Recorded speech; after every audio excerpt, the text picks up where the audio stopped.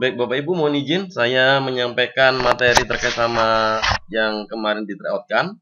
Nomor 25, kita bahas dulu yang kaitannya sama perhitungan. 25 ini kaitannya dengan materi TI atau taraf intensitas. Ini materi kelas 11 kalau nggak salah ya. Sebelumnya ketika kita mau mengerjakan TI, kita ada pengetahuan dasarnya dulu. Kita harus tahu tentang log ya. Jadi dalam matematika itu ada log gitu ya, atau logaritma ya. Misalkan berapa nilai dari log 1000 gitu ya. Nah, ini kan bisa kita tulis sama dengan sebenarnya aslinya tulisannya log 1000 itu adalah 10 gitu ya. Log 1000 aslinya begitu. Nah, angka 10 ini biasanya tidak wajib ditulis. Sama kayak gravitasi itu ya. Jadi intinya log 1000. Oh, berarti itu kita sudah memiliki sebuah konsep, sudah memiliki sebuah gambaran. Oh, ini artinya adalah 10 log 1000 gitu ya. Nah, di sini anak-anak, kalau ada 10 log 1000, ini bentuknya bisa kita sederhanakan menjadi sama dengan 10 gitu ya. 1000 itu adalah 10 pangkat berapa anak-anak? Pangkat 3. 3 ya, oke ya. Oke, 10 pangkat 3. Ini suara anak apa suara ibu? Oke, saya lanjut. Nah, ketika begini maka pangkat 3-nya ini bisa pindah gitu ya. Pangkat 3-nya ini bisa pindah ke depan ya. Kita pindah ke depan. Pindah ke depan sini ya. Ke depannya ini ya. Nah, pindah ke depan sini. Berarti nanti bisa kita tulis sama dengan gitu ya. 3 itu 10 log 10. Nah, 10 log 10 gitu. Log 10 gitu. Berapa 10 log 10? 10 log 10 itu 1. Berarti sama dengan 3 dikali 1. Hasilnya adalah 3. Ini secara matematikanya begini. Jadi ketika kita mempelajari tentang taraf intensitas, ada prasyarat kalian harus tahu tentang logaritma itu dulu. Ya. Karena ini ada kaitannya sama logaritma nanti begitu. Kalau misalkan logaritmanya nggak bisa dikerjakan, nggak tahu tentang materi logaritma, nanti nyandet atau berhenti ketika ngerjakan ini nanti gitu ya. Baik, paham ya sampai sini ya? Saya lanjut lagi. Misalkan begini, saya punya lagi berapa nilai dari log gitu ya. Log 0,01.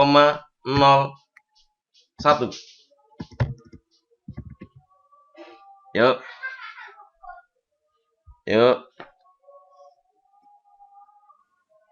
Log 10 minus Hasil 2. akhirnya langsung Minus 2. minus 2. Waduh, pintar sekali nih. Ini dari SMP mana ini? Nggak ngantuk berarti ini Oh, nggak kan? muridnya. Alhamdulillah. Baik. Minus 2. Dari mana? Tadi sama caranya ya. Kita ubah menjadi 10 log gitu ya. Log. Nah, ini berarti 0,02 itu kan 10 pangkat min 2. Nah, min 2-nya kita pindah ke depan gitu kan. Jadi sama dengan min 2 dikali gitu ya. 10 log 10. 10 log 10 itu sama dengan 1 gitu kan. Nah, berarti hasilnya sama dengan min 2. Oke, sampai sini bisa dipahami anak-anak? Paham Yun? Paham. Paham ya. Kalau nggak paham bilang ya. Oke, baik. Ini materi dasarnya. Sekarang kita masuk ke cara penyelesaiannya ya. Jadi taraf intensitas pada suatu titik sejauh 15 meter ya dari sumber bunyi adalah 50 desibel. Jadi ini satuan ya. dB itu bukan demam berdarah gitu ya.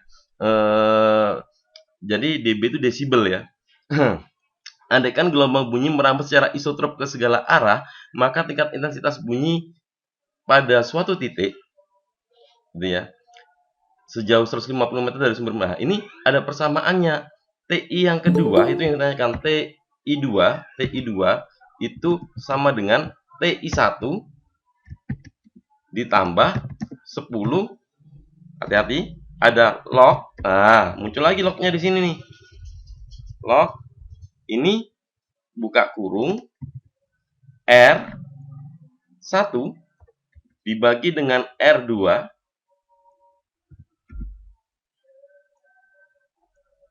kuadrat.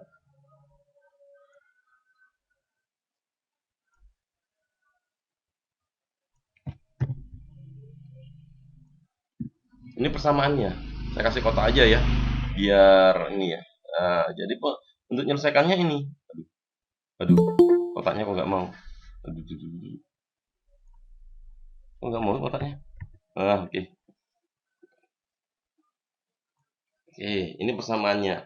Nah, sekarang coba kita masukkan. Cari tempat dulu ya. Atas ini kosong ya. Oke, dari persamaannya maka kita hitung di sini TI1. Bentar, ada yang mau masuk tuh. Siapa tuh? Oke. TI1, TI2 ya, sorry, TI2 itu sama dengan TI1-nya. Ini kan TI1-nya, diketahui 50 desibel ini TI1-nya. 50 ditambah gitu ya.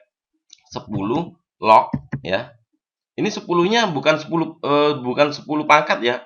10 yang sejajar sama log. Jadi atas bukan yang kayak dicontohkan tadi, 10 bukan ya. 10 log gitu ya. Nah, di sini R1-nya jaraknya berapa ini? 15 ya. Buka kurung 15 dibagi dengan 150 tutup kurung kuadrat.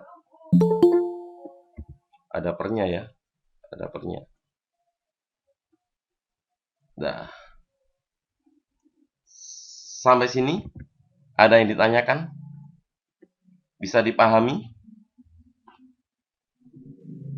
T itu untuk sumber bunyi ya, Pak ya? Apa, Bu?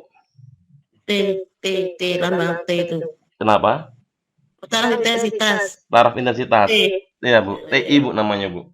Jadi, Oke. dalam soal taraf intensitas pada titik 15 meter itu 15 desibel. Berapa taraf intensitas pada titik sejauh 150 meter? Jadi, taraf intensitas yang kedua yang ditanyakan. Makanya ada TI1, ada TI2 gitu kan. Oke. Oke, saya lanjut. Lanjut. Lanjut ya sampai sini ya. Baik. Karena materi kelas 11, Bu ya. Jadi harus dipasangkan melek dulu, Bu ya. Jadi Oke, 50 gitu ya. Ditambah 10-nya biar tetap ya. Log. Nah, awas ya. 15 dibagi 150 berapa? 0,1. 0,1. Oke ya. 0,1 kuadrat. Awas, ada kuadratnya di sini. Maka sama dengan 50 ditambah 10 log 0,1 kuadrat 0,01 lah. Log 0,01 tadi berapa tadi habis kita kerjakan tadi itu? Sama dengan 50 plus 10 dikali minus 2 gitu kan. Nah, oke. Awas, ini tak kasih garis dulu. Seret. Oke, sama dengan 50 ini min 2 dikali 10 minus 20 ya. Jadi begini sama dengan 50 kurangi 20 hasilnya 30 desibel. Oke ya. Jawabannya adalah yang D. Silakan kalau ada pertanyaan anak-anak.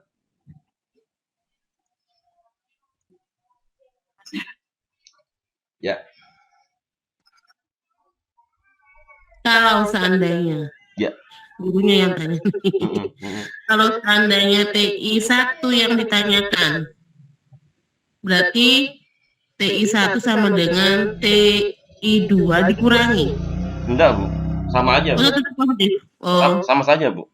Jadi, Pak, seandainya yang ditanyakan TI1, maka tinggal kita balik aja soalnya, Bu. Contoh, Bu ya. Contoh ya. Soal ini saya ubah. Taraf intensitas pada suatu titik 15 meter itu yang ditanyakan, Bu. Jadi, yang ditanyakan 50 desibelnya gitu kan. Itu berapa gitu kan ya. Andai kan ini yang diketahui adalah TI pada 150. Berarti kan nanti tinggal lognya tinggal kita balik, Bu. 150 per 15. Oh iya. Sama aja kan? Oke, siap. Oke? Ya. Ada lagi? Halo. Halo juga.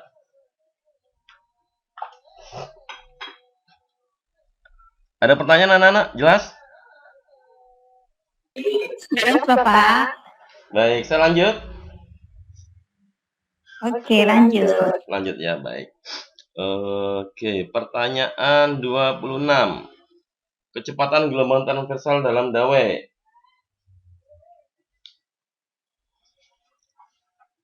Oke. Kecepatan gelombang transversal dalam dawai berbanding lurus dengan akar tegangan dawai, berbanding terbalik dengan akar massa persatuan panjang dawai, berbanding terbalik dengan panjang gelombang dalam dawai, berbanding terbalik dengan frekuensi gelombang dalam dawai. Ingat anak-anak, kalau di materi kelas 8 mungkin enggak ini ya, ketika pengayaan baru diberikan mungkin Bu ya. Tapi kalau materi secara umum belum nyampe ini mungkin Bu ya. Iya. Ya gitu ya. Jadi sebenarnya cepat rambat gelombang itu kita bisa menuliskan bahwasanya V kecepatan cepat rambat gelombang dawai ya. Dawai. Kita bisa nuliskan V itu sama dengan akar. Aduh. Ini kalau di PDF nggak bisa nulis equation ya. Ya udah manual aja lah, akar gitu. Akar F per mu ya. F per mu. Hati-hati, F di sini bukan ini ya. Frekuensi. Bukan frekuensi, bukan ini ya. Nanti takutnya bilangnya ini frekuensi gitu ya. Nah, oke ya. Apa itu F di sini ya, atau di sini bisa saya tuliskan mu. Ini bukan U ya, ini mu ya. Mu. Iya. Straight. Mu. Ini mu.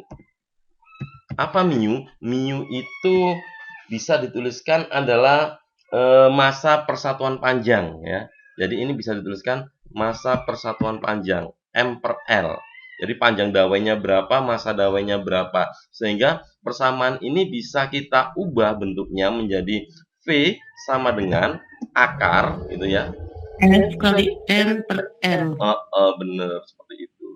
F gitu ya. Akar apa ya? F dikali dengan L per M. M. Oke, baik. Ini yang siap ikut OSN Bu Kiki nih.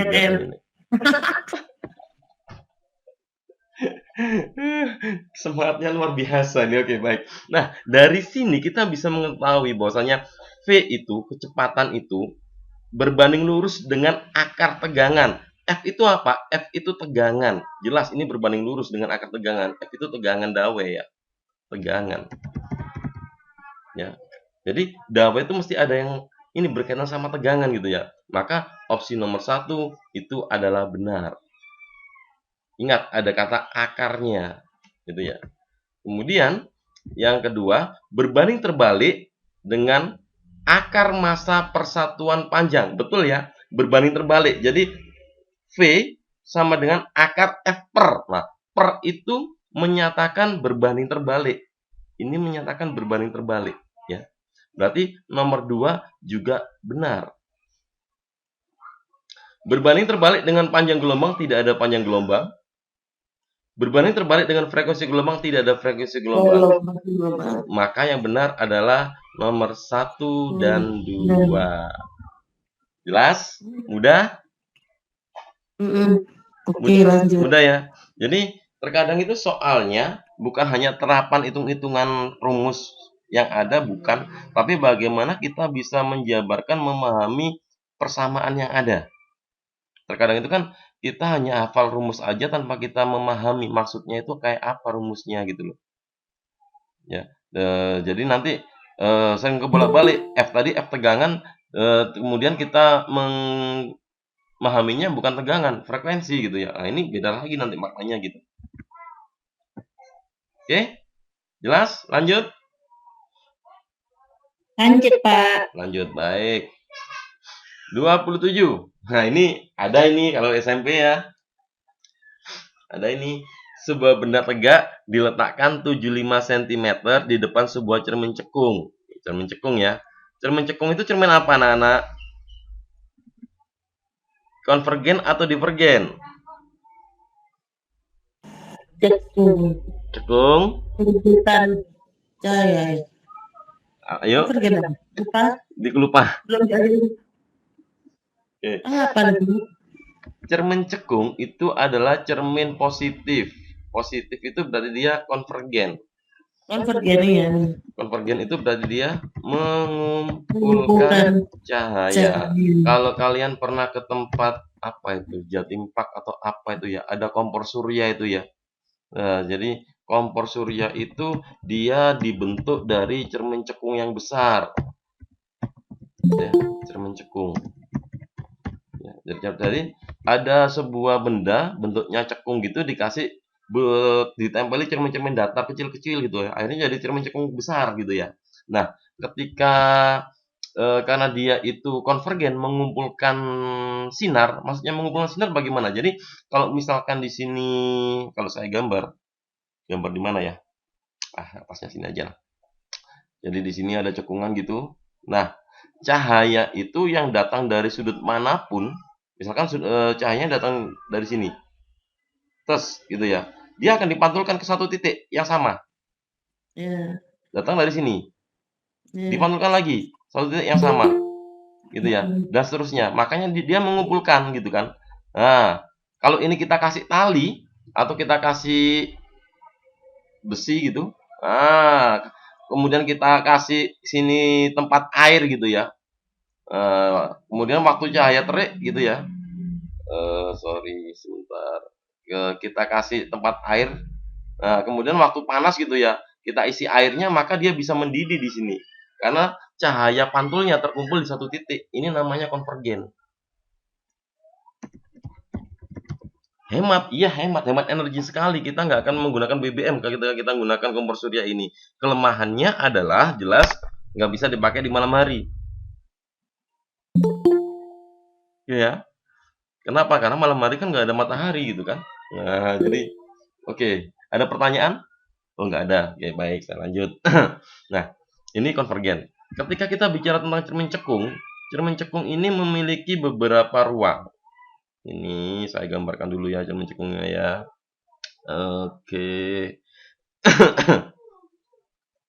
Kalau ini Fokus, titik kelempungan. ini Yang yang satu dua. di belakang cermin gitu ya. Kemudian di sini ada titik, namanya saya kasih nama di sini adalah fokus. Kemudian di sini pusat kelengkungan atau jari-jari P gitu ya. Atau M sama aja, M. Madura punya plat M. Oke. Nah, di sini antara cermin sama fokus itu ruangnya adalah ruang 1. Antara pusat jari-jari dengan fokus itu adalah ruang 2. Kemudian di sini ruang 3. Di baliknya ini 4. Di mana ruang benda ditambah ruang bayangan itu sama dengan 5 ya. Jadi kalau misalkan bendanya ini saya letakkan di ruang 1 gitu ya, maka bayangannya di ruang berapa? 1 ditambah berapa? Ada 5. 4 gitu kan? Kan gitu, tinggal simpel aja. Kalau bendanya saya letakkan di ruang 2 gitu ya, berarti bayangannya di ruang berapa? 3 gitu kan. Kalau bendanya saya letakkan di ruang 3, bayangannya di ruang 2. Oke, udah pintar. Kalau bendanya saya letakkan di ruang 4, bayangannya di ruang 1. nggak bisa. Semu. Apa nama? Nggak bisa, Bu. Nggak bisa. Ibu bisa menempatkan benda di dalamnya cermin. 4 itu di dalam cermin loh, Bu. Cermin kan tidak. Iya, benar. Nggak di belakang cermin. Ya. Udah. Oke, konsentrasi ya. Agak meredup sudah nih. Oke, ruang benda tambah ruang bayangan sama dengan 5. Jadi pada cermin cekung, benda itu hanya bisa diletakkan di ruang 1, ruang 2, dan ruang 3. Gitu ya. Nah, kita kenali sekarang sifat-sifatnya gitu kan.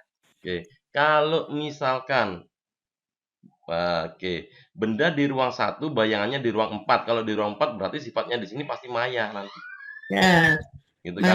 Kalau di ruang 1, 2, 3 berarti dia nanti nyata gitu kan. Nah, kemudian kalau bendanya di ruang 2 berarti dia terbalik diperkecil.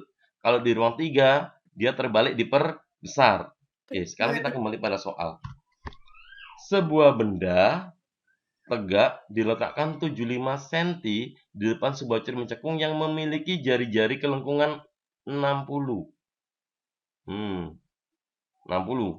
Berarti bendanya ini diletakkan di ruang 1, 2, atau 3? Becek memiliki jari-jari kandungan. Bu, 3 ta, Pak? 3 ya. Karena M-nya kan 60. Ya. Jadi nilai M-nya, jari-jarinya kan 60. 60 kan di sini. Di sini M. Nah, ini kan 60. Ini ke sini 60. Ini 75. Berarti kan bendanya diletakkan di sini. Di ruang 3. Di ruang 3 bendanya. Iya. Diletakkan di ruang 3 sini. Ini bendanya. Oke ya. Nah, kalau benda diletakkan di ruang 3, berarti bayangannya di ruang ya? Di ruang 2. Dua. Oke, di ruang 2. Benar. Di ruang 2 sifatnya nyata itu sejati. Kemudian terbalik, kemudian diperbesar, diperkecil, Bu. diperkecil. Oke ya. Nyata terbalik diperkecil ya. Oke, ya. udah. Terus ini gimana, apa nggak perlu dihitung nggak apa-apa, bener juga hasilnya gitu ya. Tapi untuk mempersingkat waktu nggak usah dihitung juga nggak apa-apa, karena nggak ada opsi yang sama sudah. Oke, Pak, coba dihitung. Boleh, coba kita hitung, Bu ya. Kita cari S aksen. Ibu pakai apa biasanya? Super F. Super F. Oke. Saya pakai yang lain boleh ya? Boleh. Boleh ya? Boleh. S aksen. Yang penting kan hasilnya sama gitu aja. Ya. Oke. F dikali dengan S dibagi dengan S dikurangi F. Coba kita hitung. F-nya berapa? F-nya berapa? Bu, anak-anak. Ya. Berapa, Bu? 30. 30, oke. 30. Karena sana jari-jarinya 60, fokus itu separuhnya jari-jari gitu kan. 30 dikali dengan 75. Ini 75 dikurangi 30, 45 ya? 30. Oke, baik. Nah, coret aja yang bisa dicoret nih. Ini saya coret. Saya bagi 15. Ketemu 2, ketemu 3. Gitu ya? 50 bagi 3, 50. Oke, 50 cm. Sama kan? 50. Ya.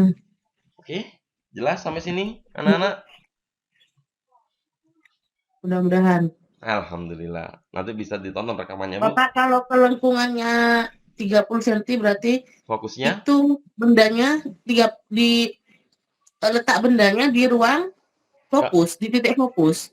Ulangi, Bu. Kalau seandainya jari-jari kelengkungannya itu 30 cm, berarti itu bendanya berada di titik fokus. Bendanya 75 cm, Bu. Mana sih? Seandainya jari-jari kelengkungannya itu dirubah 30 cm. Bendanya di ruang 3. Oh iya ya. Terus? Saya tanya dulu, saya masih bingung nih. Meletakkan benda ketika ada soal yang seandainya nih ya, titik kelengkungannya 30 cm. Terus bendanya diletakkan di mana? Bendanya diletakkan misalkan 50 cm. Ruang 3. Maka masih di ruang 3. Bedakan antara jari-jari kelengkungan sama fokus, Bu. Fokus itu separuhnya jari-jari, Bu. Oke ya. Ada contoh soal nggak untuk yang benda berada di ruang 2 or di ruang 1? Ada, Bu. Ada, dibahas nanti kalau sudah selesai. Kalau misalkan mau lanjut.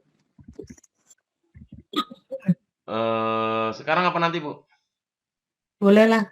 Sekarang nggak apa-apa. Iya. Bentar, Bu. Saya stop screen dulu. Sebuah benda diletakkan 30 cm di depan cermin cekung yang memiliki jari-jari kelengkungan 40. Berarti gini, dari P ke titik cermin ini 40. Berarti di sini Ini kan, ruang 2. nah di ruang 2 bendanya kan. Oke. Separuh dari Bener. Jadi kan di sini. Oke, paham. Paham ya? Laser Oke. disinarkan pada air yang diberi serbuk kapur dengan sudut datang 45 derajat. Berkas sinar laser tersebut mengalami pembelokan pada sudut 30 derajat terhadap garis normal. Nilai indeks bias air yang berisi serbuk kapur.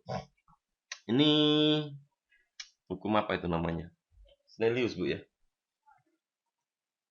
Kan jadi kalau ini ada bidang datar, kemudian ini ada medium udara ya. Kemudian di bawahnya itu adalah medium zat cair. Kalau ini adalah medium udara, kemudian di sini adalah zat cair gitu ya. Ini kan yang lebih rapat udara apa zat cairnya nih?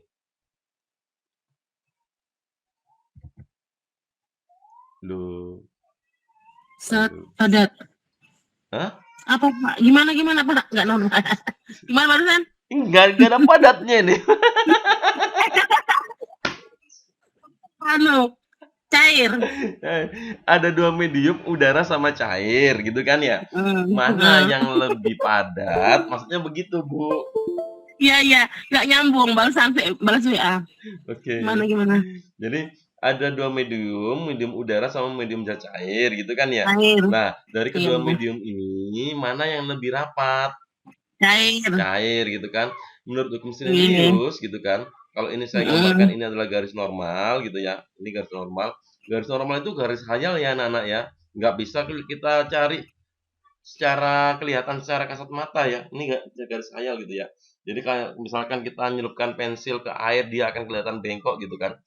Sama dengan ini. Jadi ketika ada seberkas cahaya datang gitu ya. Ini sinar datangnya dari medium renggang menuju medium rapat, maka ini akan dibelokkan mendekati garis normal. Jadi nanti garisnya akan patah begini anak-anak. Nah, jadi di sini ini adalah I-nya, gitu ya. Ini adalah I, ada I-nya, ini I. Kemudian di sini adalah R-nya, pantulnya ya. Salah. Ini I-nya ya, ini I gitu ya. Ini I gitu, ini R-nya gitu ya. Pantul. Nah, di sini berlaku hukum Snellius gitu kan. N1 sin I sama dengan N2 sin R. Nah, ada materi prasyarat yang harus kalian ketahui sebelum membahas tentang pembiasan. Ada dalam trigonometri matematika, ada namanya sudut-sudut istimewa. Sudut-sudut yang memiliki nilai yang mudah diingat. Dan itu terletak di kuadran 1. Kita tahu kuadran itu ada 4. Kuadran 1, 2, 3, 4. Yang mana dalam trigonometri nilai sin cos tangannya berbeda-beda gitu kan. Nah, tapi yang perlu kalian ingat di sini terkait sama di kuadran 1 aja ya. Di kuadran 1 ya. Jadi, bentar. Sudut-sudut istimewa di kuadran 1, sin 0, 0, sin 30 setengah, sin 45 setengah akar 2, sin 60 setengah akar 3, sin 91. Nilai cos itu kebalikan dari sin. Jadi, tinggal dibalik aja bacanya dari kanan ke kiri. Tangen itu adalah sin per cos. 0 bagi 1, 0. Setengah dibagi setengah akar 3 adalah sepertiga akar 3. Setengah akar 2 dibagi setengah akar 2 adalah 1. Setengah akar 3 dibagi setengah adalah akar 3. 1 dibagi 0 tak terdefinisi atau tak hingga. Oke ya. Ini adalah sudut-sudut istimewa. Ya. Ya catat aja lah, catat ya. Atau di screenshot gitu ya. Screenshot nanti dibagikan di grup gitu ya. Oke ya. Selanjutnya anak-anak ya. Bu, saya lanjut ya. Baik. Jadi saya kembali pada konteks soalnya tadi. Oke, yuk kita masukkan. Indeks bias udara, N udara, itu bernilai sama dengan 1 gitu ya. Jadi ketika dia sudut datangnya dari udara, berarti di sini kan N udara. N udara itu 1 dikali dengan sin 45 sama dengan N2, indeks biasnya yang ditanyakan, indeks bias kapur tadi, dikali dengan sin R sin 30 gitu kan. Nah, berarti di sini kita tulis sin 45 tadi berapa? Aduh. Ya. Sin 45 setengah akar 2. Nah, setengah akar 2. Oke, kita tulis ya. Kalau hafal enak, kalau nggak hafal, aduh berapa tadi nggak lihat gitu ya. Setengah akar 2. Setengah akar 2 ya, oke. Setengah akar 2. Aduh. Ini nggak ada question nulisnya. Aduh, setengah akar 2, setengah akar 2. Oke. Sama dengan N2 itu yang dinaikkan. Sin 30 berapa? Setengah. Setengah. Oke, good. Setengah. Nah, oke, otomatis tinggal kita coret-coret aja ya.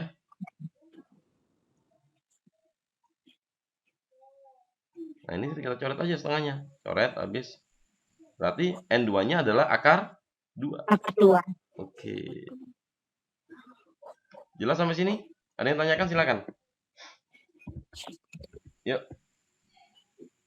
Jadi, ketika kita belajar fisika, ada beberapa materi prasyarat yang harus dikuasai memang anak-anak. Dan itu tidak harus kompleksitas ya. Tapi kita harus cukup mengenal aja. Oh, ini trigonometri, sudut-sudut istimewa yang dipakai gitu ya. Tadi oh ini logaritma. Nah, cuma gitu aja sih sebenarnya materi-materi persyaratnya, dan materi-materi itu selalu diberikan terlebih dahulu sebelum kita mengupas babnya itu gitu loh. Contoh, logaritma itu diberikan di materi kelas 10 gitu ya. Baru di kelas 11 di fisikanya itu ada tentang TI, taraf intensitas gitu ya. Nah, seperti itu. Baik, ada pertanyaan? Silakan.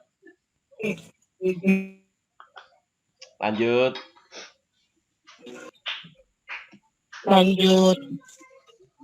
Sudah ngantuk Bu Kiki? Enggak, barusan ini apa ada tamu soalnya. Oke, siap. Dibaca lagi. Oke, baik. Selanjutnya. Oke, Bu Susilati Sam, ada yang ditanyakan, Bu? Nah, lanjut, Pak. Lanjut ya, baik. Alhamdulillah. Nanti ini bisa disampaikan ke anak-anaknya nanti ya. Jadi Iya. harapan saya Bapak Ibu yang bergabung di sini nanti bisa nanti memberi penguatan pada putra-putrinya ya. Itu ya intinya begitu ya.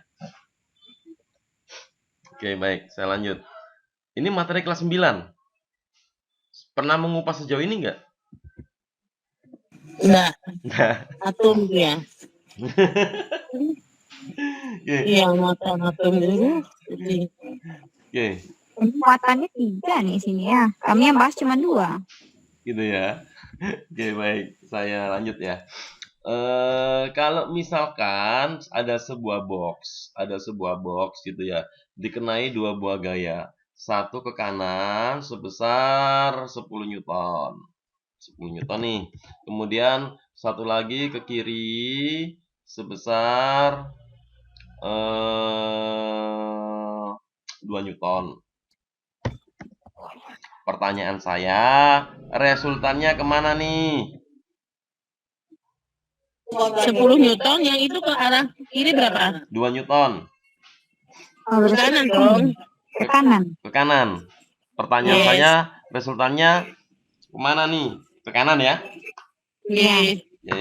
Jawabannya 8 Newton. 8 Newton ke kanan itu jawabannya.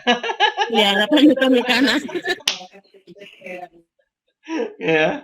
Jadi resultan itu adalah selisih ya, selisih vektor ya. Jadi karena yang ke kanan 10, yang ke kiri 2, maka kita kurangi aja 10 kurangi 2 berarti ini berarti resultannya adalah 8 Newton Ke kanan. ke kanan.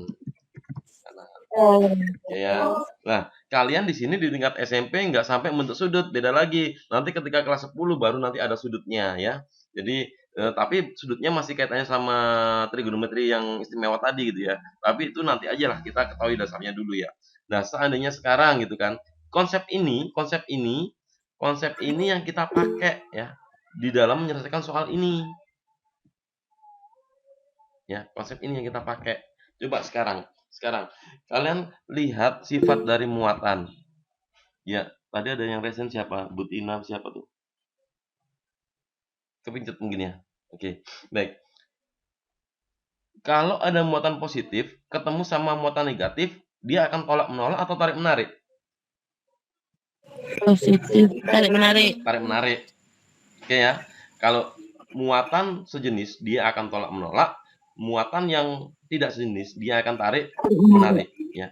Oke, baik. Itu udah kodrat ya. Malam.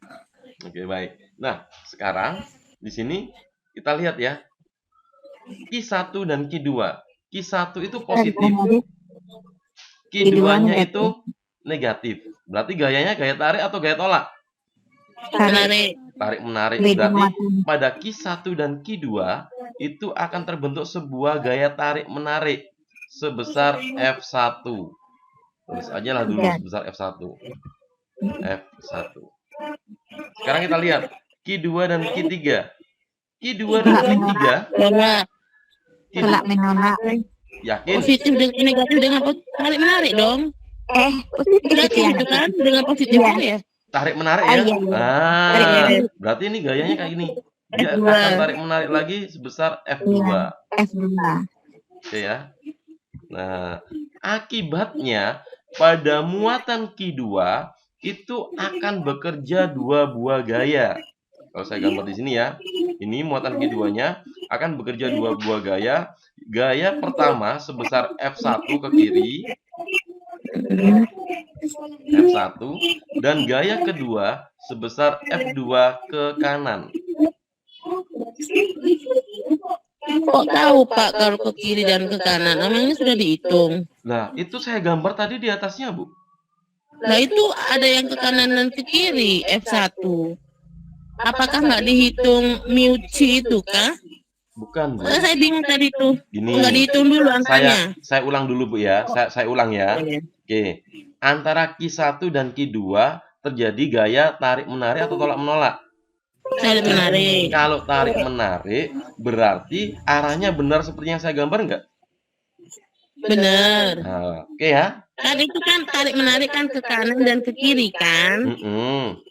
Nah, F2 juga begitu. Iya. Kanan dan ke kiri. Betul. Coba Pak gambar di bawahnya. F1 ke kiri. Kan F2 ke kanan. Maksudnya itu acuannya tidak di Q2, Bu. Oh tarik menarik. Oh ya oke. Lanjut. Oke. Oke, nyambung. Nyambung ya.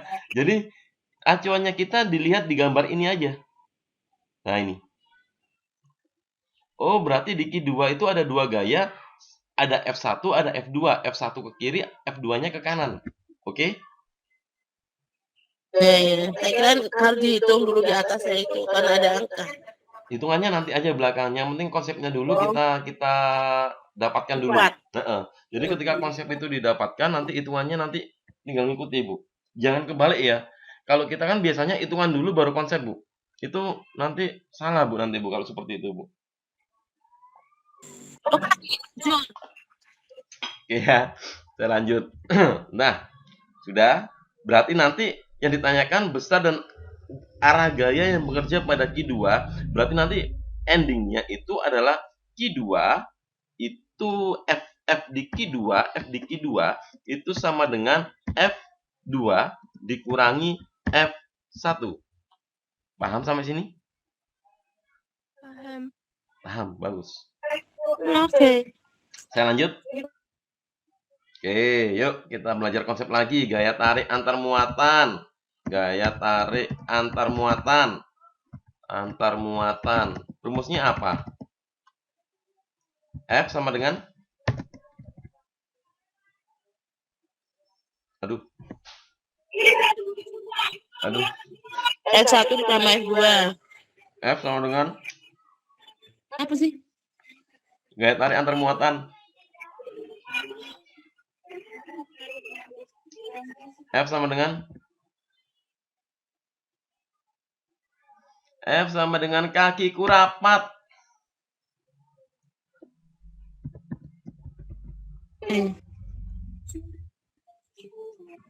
Kakiku rapat. Kakiku rapat, Bu. Jadi kakinya harus didapatkan. Ya, di satu Q2. Oke ya, F sama dengan kakiku rapat gitu ya.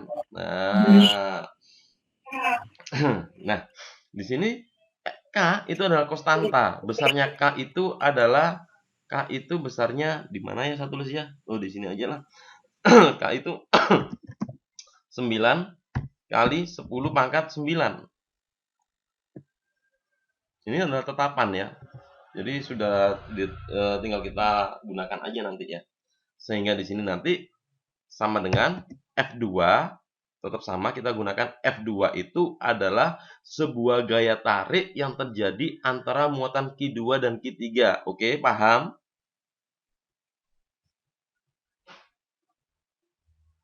Halo. Siap. Oke ya. Oke, berarti saya tulis K dikali dengan Q2 dikali dengan Bisa.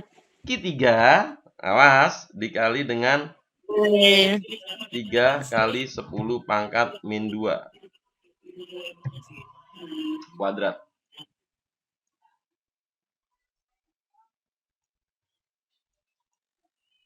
Aduh, kok miring itu.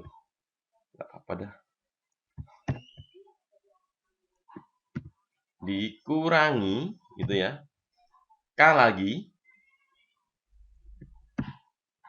F1 adalah gaya yang terjadi antara interaksi muatan Q1 dan Q2.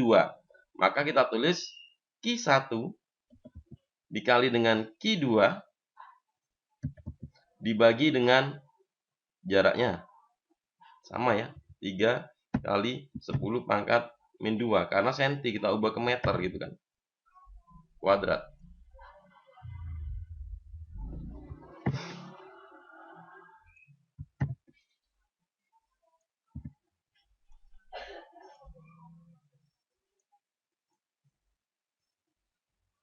Oke, sampai sini ada yang ditanyakan? Silakan.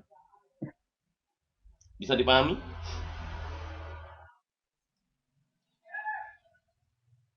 Halo, Bisa, Pak. lanjut ya. Baik. Sama dengan 9 kali 10 pangkat 9 nilai K-nya dikali dengan Q2. Q2 nilai Q2 berapa ya? 1,35. 1,25. Kelihatan, nggak kelihatan. Ketiganya 5 mikrokolom. 5 kali 10 pangkat min 6 kolom ya, karena mikro ya. Bukan kolom ya. Ya, dibagi dengan 3 kuadrat 9 minus 4. kali 9 kali 10 pangkat minus 4. Oke. Dikurang sama 9 9 kali 10 pangkat 9 kali 10 pangkat 9 dikali 12 kali Q1-nya 12 12 kali 10 kali pangkat min 10 6. pangkat minus 6 Oke. Dikali kali 1,25 1,25 dibagi. per 9 kali 10 minus 4. Oke. 9 kali 10 pangkat minus 4.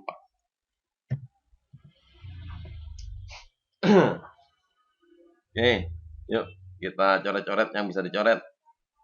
9-nya saya coret ya.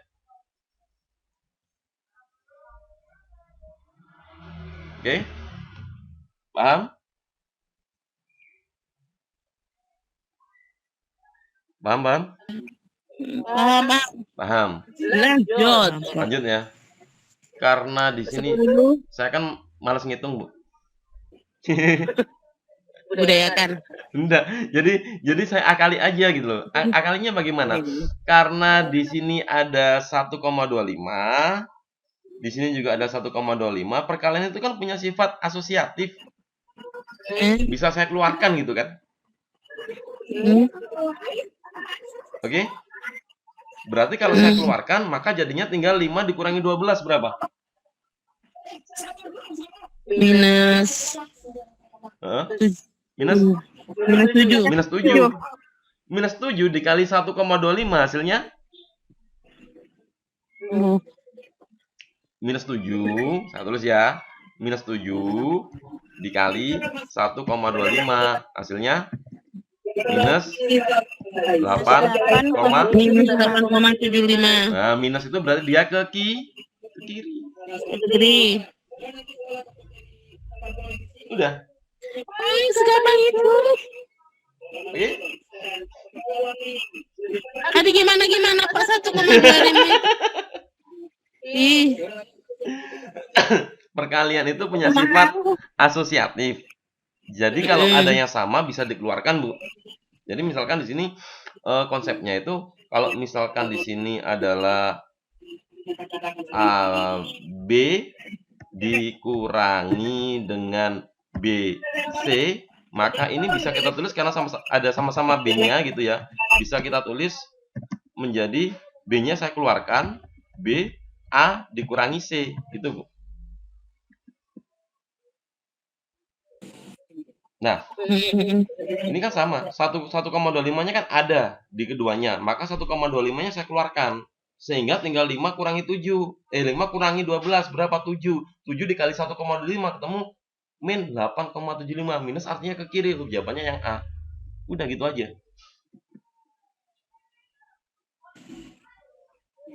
Kan soalnya besok kan pilihan ganda toh? Iya. Udah harus detail menghitung jawabannya. Coba ditunjukkan, dibuktikan Itu kan cepet ya. enggak begitu gitu loh. Oke? Berarti yang dihitung cuma 5 sama 12-nya tadi ya Pak ya? Itu dianggap hilang juga. Apanya, Bu? 1,25 itu berarti. Dikalikan terakhirnya, Bu. Oh iya. Oke. Anak-anak, Oke. yang lain silakan. Halo, anak-anak, yang lain. Ada pertanyaan? Jelas? Jelas Pak. Alhamdulillah. Saya lanjut.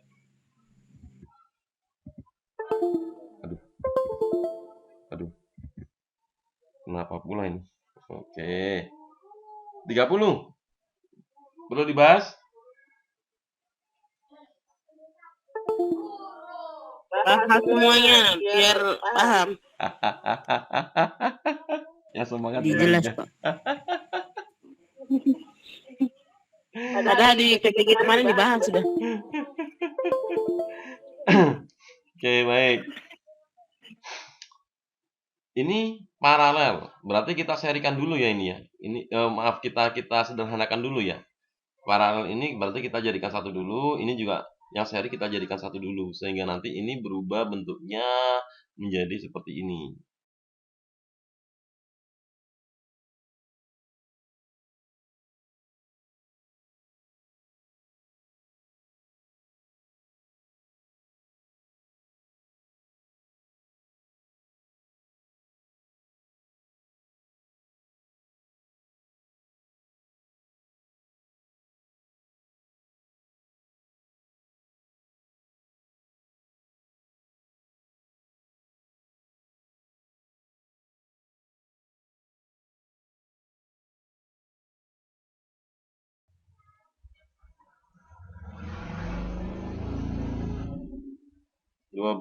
Ini jadi 5 kilo ohm.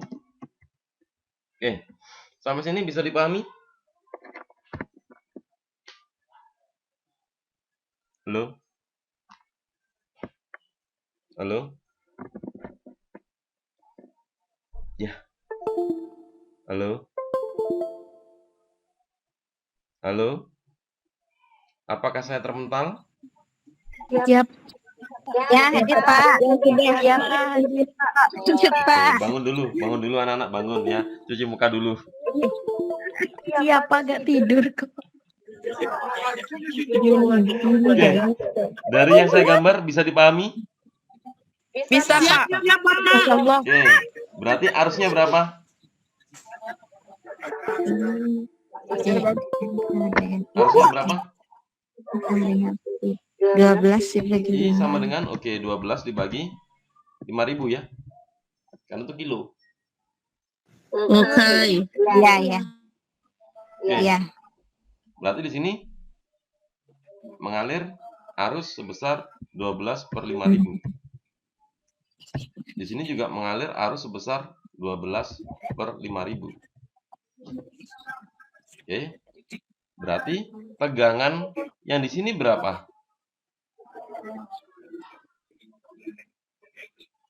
Berarti yang di V hukum Ohm dikali R kan?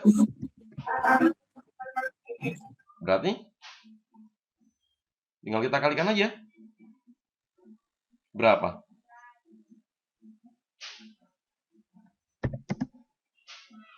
Berapa? 24/5 volt. Betul?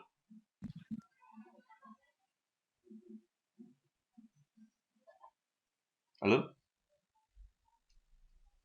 Halo? Bu? Lanjut Bapak. 24/5. Paham? Mana? Berapa 24/5 itu?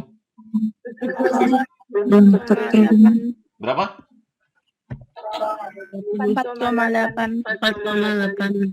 4,8 volt.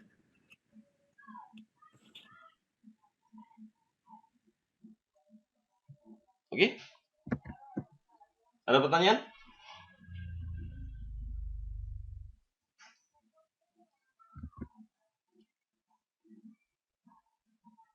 Jelas?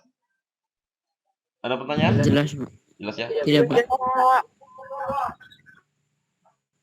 31. Transformator ideal P primer sama dengan atau input ya. P input gitu ya. Input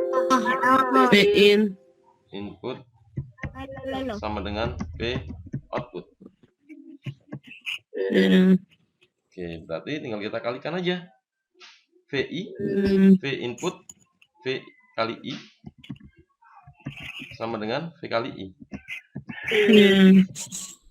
Inputnya 220 dikali dengan 0,4 Mana? sama dengan 11 dikali dengan A Kali dengan I. atau I gitu ya. Oke lah. Tinggal kita coret aja. Maka diperoleh hasil 20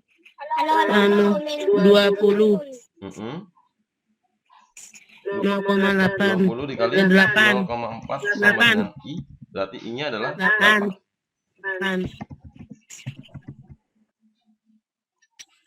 Mudah ya? Jangan rame-rame apa sih? Ya, Bang.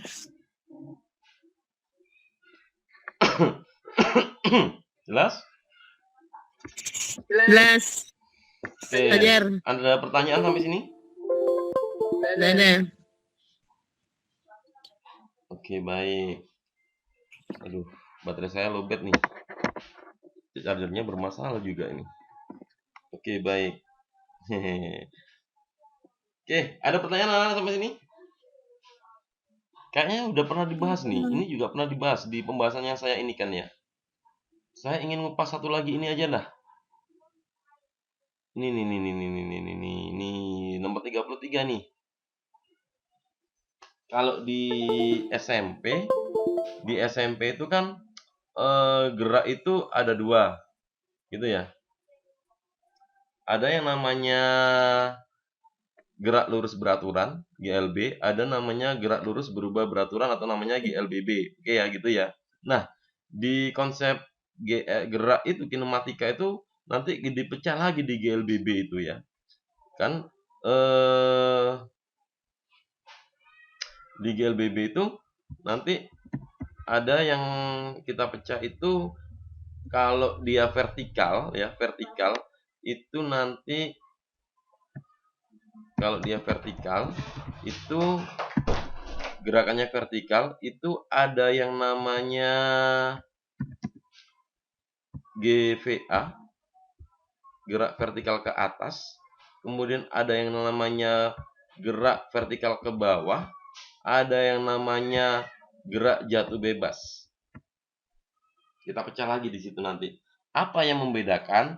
Jadi kalau misalkan sebuah benda itu dia bergerak mendatar, benda itu ada sebuah box ya, ada sebuah box, kemudian benda itu bergerak mendatar ke sana, maka dia dengan kecepatan yang beda, maka akan timbul yang namanya percepatan atau A gitu kan. Tetapi kalau vertikal di sini, maka A di sini akan sama dengan gravitasi. Jadi persamaan GLBB-nya berubah. Di persamaan GLBB kita ingat bahwasanya GLBB itu ada 3 persamaan. Bentar saya cari di sini. Di GLBB itu ada 3 persamaannya ya. Jadi yang pertama itu adalah VT gitu ya. VT sama dengan V-nya V kecil ya. VT sama dengan V0 plus minus AT gitu ya. Atau gimana ya simbolnya plus minus, plus atau minus, nggak bisa deh, ini aja plus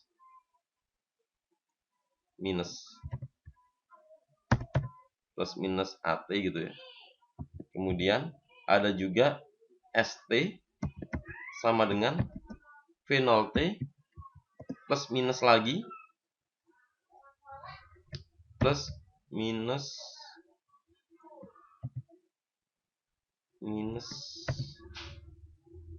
setengah AT kuadrat,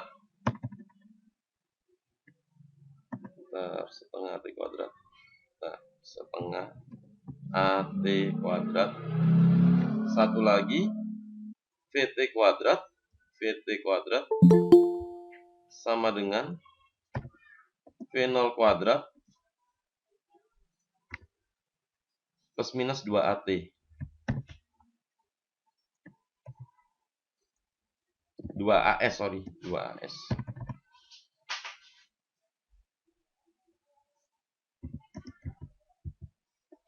Ini kalau GLBB. Nah, persamaan-persamaan ini akan berubah ketika kita menggunakan GVA, GVB, atau GJB. Jadi kalau GVA, gerak vertikal ke atas, di mana benda itu dia meninggalkan gravitasi. Karena benda itu meninggalkan gravitasi, maka nilainya minus. Berlaku VT sama dengan V0 min GT. Kalau dia mendatar namanya jarak gitu ya. Kalau mendatar ini namanya S, jarak tempuh S ya. Tapi kalau vertikal bukan S tapi H, tinggi gitu kan. Maka berlaku H sama dengan gitu ya, V0T min gitu ya, setengah GT kuadrat. Kemudian VT kuadrat sama dengan V0 kuadrat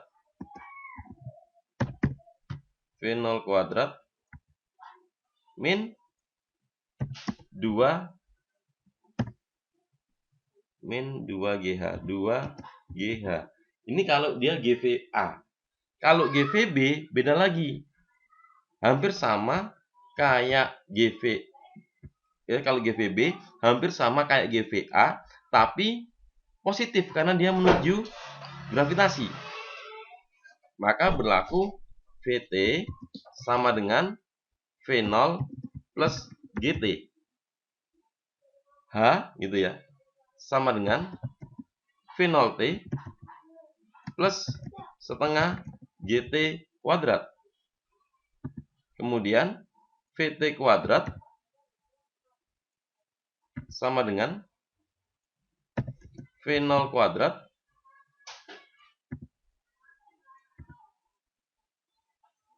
plus 2GH. Kalau GJB beda lagi. Kalau GJB gerak jatuh bebas, maka kecepatan awalnya adalah 0, maka VT 0 plus GT, berarti tinggal GT aja. H V0T, V0-nya 0, maka H sama dengan setengah GT kuadrat. Kemudian VT kuadrat, atau saya tulis VT kuadrat sama dengan 2GH. Udah cuma gini aja penjabarannya. Semoga nggak pusing ya. Oke. Saya kembali pada soal nih. Nah, bom dijatuhkan. Berarti termasuk gerak apa ini? GVA, GVB, atau GJB?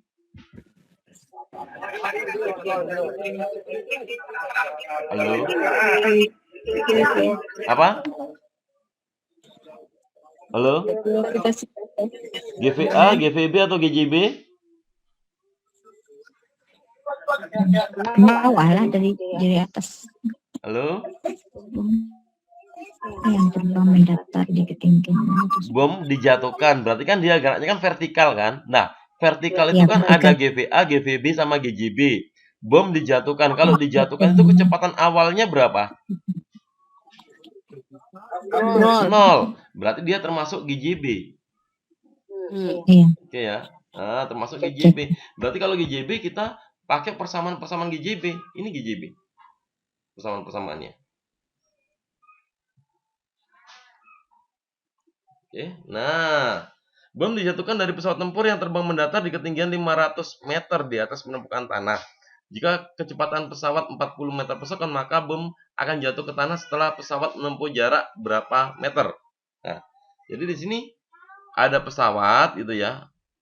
Ada pesawatnya di sini. Ini pesawatnya, dia gerak ke sana misalkan ya.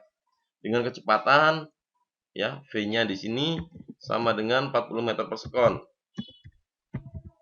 Nah, dia memiliki ketinggian, dia menjatuhkan bom, tapi dia menjatuhkan bom pada saat dia memiliki ketinggian hanya adalah 500 meter. Kira-kira berapa detik yang dibutuhkan sama bom ini untuk jatuh sampai di permukaan tanah?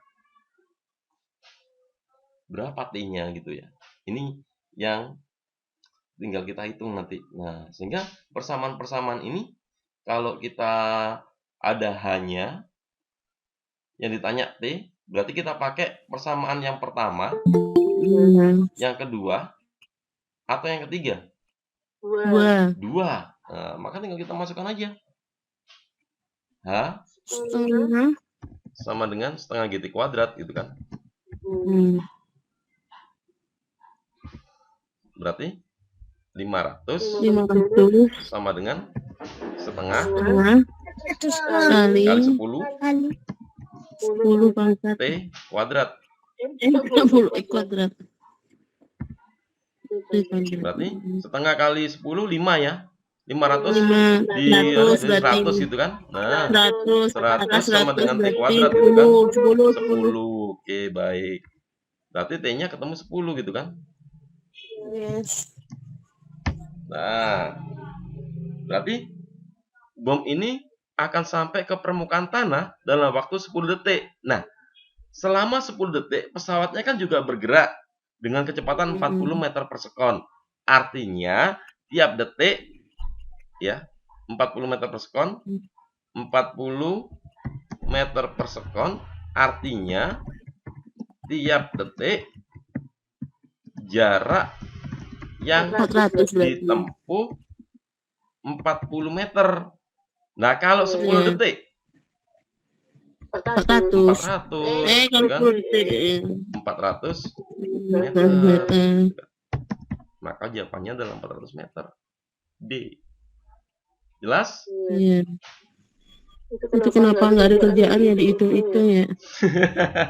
Karena siswa jenengan ikut olimpiade. Coba siswa jenengan nggak ikut olimpiade, nggak usah dihitung. Lah bom aja dihitung, jatuh dihitung. Buah jatuh dihitung, nggak ada kerjaan. Just kidding. Oke, baik. Ada pertanyaan? Lanjut. Ini materi kelas 10 ya nanti ya ini ya. Ya, oke. Baik. Satu soal terakhir kita bahas. Oke, nomor 34. Oke. 34 35 yang kita bahas. Dua-duanya. Nggak cukup waktunya, Bu. Iya kan? Habis suara saya. Oke, lanjut. 34. 34 ya. Oke. Ya. Gaya sebesar 12 Newton bekerja pada benda yang masanya M1. Menyebabkan benda A mengalami percepatan 8 meter per sekon. Berarti kita gunakan persamaan hukum 2 Newton, gitu kan? Hukum 2 Newton. Hukum 2 Newton itu menyatakan bahwasanya jumlah resultan gaya atau F, sigma F ya. Sigma F, jumlah resultan gaya itu sama dengan M dikali dengan A atau percepatan gitu kan. Nah, sekarang kita kupas satu persatu. Gaya sebesar 12 Newton bekerja pada benda A, masanya M1, sehingga menyebabkan benda mengalami percepatan sebesar 8 meter per sekon kuadrat. Berarti tinggal kita ini benda A, berarti F sama dengan M kali A, F-nya 12 Newton, sama dengan M dikali dengan 8, berarti M-nya ketemu berapa nih? M sama dengan 12 per 8 12 per 8. atau kecilnya berapa bagi 4? 3 per 2 ya? 1,5 ya? Oke, kilogram gitu kan. Nah, sekarang benda C. Oh, ini ada benda B, benda C apa sih? Oh, benda B ya. Oke. Benda B juga sama. F sama dengan M kali A. F-nya di sini adalah berapa nih? Sama ya, 12 Newton sama dengan M dikali dengan A-nya ternyata 2. Berarti 6. 6. Oke, 6 sama dengan M. Nah, sekarang pada benda C dia memiliki M1 tambah M2 gitu kan. Berarti M totalnya, M-nya ini adalah 7,5 kilogram. Nah, berarti F sama dengan M kali A. F-nya di sini 12 sama dengan 7,5 dikali dengan A. Berarti A-nya ketemu 12 per 7,5. Berapa, Bu? 0,8. 0,8. Yakin? 1, 1,6? 1, berapa? 1, 1 koma pokoknya. 1, berapa? Pilih aja 1. Ngantuk sudah. 1,12, 12, 1, 7,5. 2 atas sisanya 1,6. 1,6.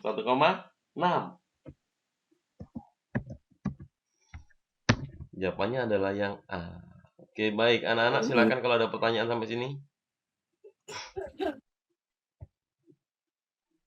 Ada yang tanyakan? Lanjut, Pak. Oke, baik. Waktunya nggak cukup. Uangnya cukup. Kita lanjut lagi di kesempatan yang akan datang ya. Begitu ya. Terima kasih atas kehadirannya anak-anak. Bapak Ibu, terima kasih sudah hadir. Sampai ketemu lagi di kesempatan yang akan datang. Bila ada yang belum jelas nanti bisa kita bahas via grup ya gitu ya. Dibagi coretannya ya Bapak. Siap. Terima kasih banyak ya Oke, Paknya atas ilmu yang diberikan. Oke. Sampai ketemu lagi di kesempatan yang akan datang. Tetap semangat. Bila taufik walhidayah. Wassalamualaikum warahmatullahi wabarakatuh. Selamat malam. Ya, Bu, gimana? Ditunggu rekamannya. Ya, Bu, siap. Rekaman dan itunya Pak. Oke, Coretannya. siap, Bu, siap. Oke. Assalamualaikum Bapak Ibu. Selamat malam anak-anak. Waalaikumsalam. Waalaikumsalam warahmatullahi wabarakatuh.